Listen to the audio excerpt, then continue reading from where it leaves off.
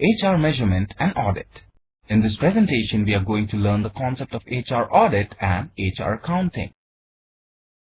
After going through this presentation, you should be able to understand the concept of HR Audit, know the HR Audit process, know the concept of HR Accounting, understand the concept of HR Information Systems. At first, let us define HR Audit. Human resource audit is a process of evaluating the human resource development strategies, structures, skills, styles, and systems of the organization in accordance with both long-term and short-term business plans. It reviews the performance of the HR department and identifies gaps in implementation of policies and procedures. It also suggests measures to fill those gaps. So how can a HR audit help the organization?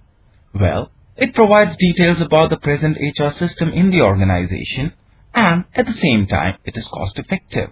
It sheds light on the role of the HR department and line managers, and helps the HR systems to improve. It also aids development of employees' competencies. It instills a sense of responsibility in the systems and processes within an organization, and as a result, accountability in the appraisal and other systems improves. HR audit promotes professionalism in the organization and provides benchmarks to improve the HR practices in the organization. It also facilitates organizational growth and diversification.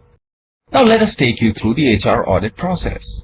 In the first stage, the top management, line managers, HRD staff, and other workers are asked questions related to their jobs, headcounts, recruitments, and selection processes, training and career management, performance appraisal, HR policies, etc. The HR audit team also inquires about issues like rate of absenteeism, grievances, disputes, regularity of staff members, disruption in production, etc. In the second stage, the audit team reviews the information gathered in the first stage. It notes the gaps in policies and practices.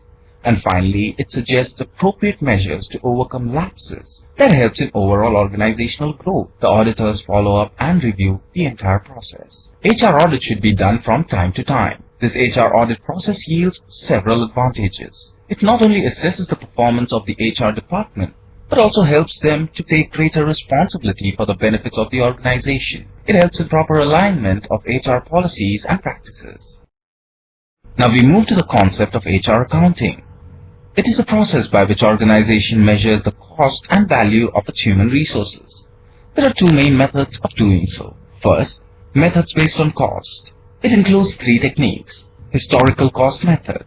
In this method, cost of recruiting and selecting the employees is capitalized and written off over a period. Replacement cost method.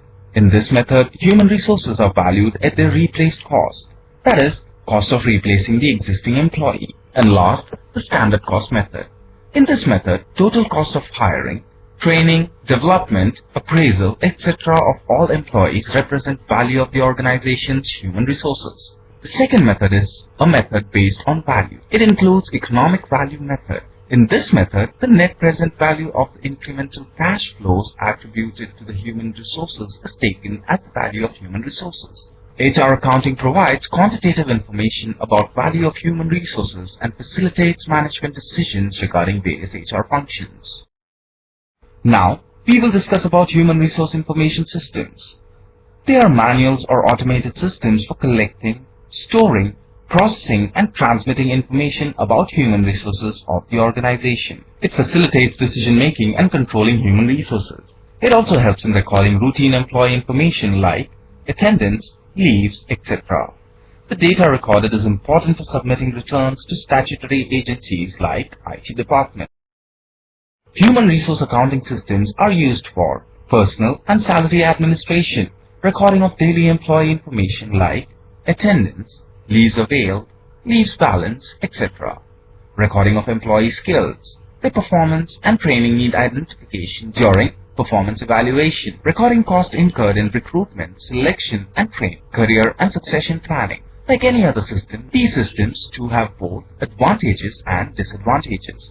The advantages include higher information processing speed and no duplication of efforts that reduces cost. ease of categorizing data and analyzing of data, accuracy of reports and information, promotion of better work culture due to speedy and systematic procedures. On the other hand, the disadvantages are the installation and maintenance of the system is expensive. HR and other managers need to have a thorough understanding of what type of information is required. Only then the systems would provide quality information. And of course, no machine in the world can substitute humans.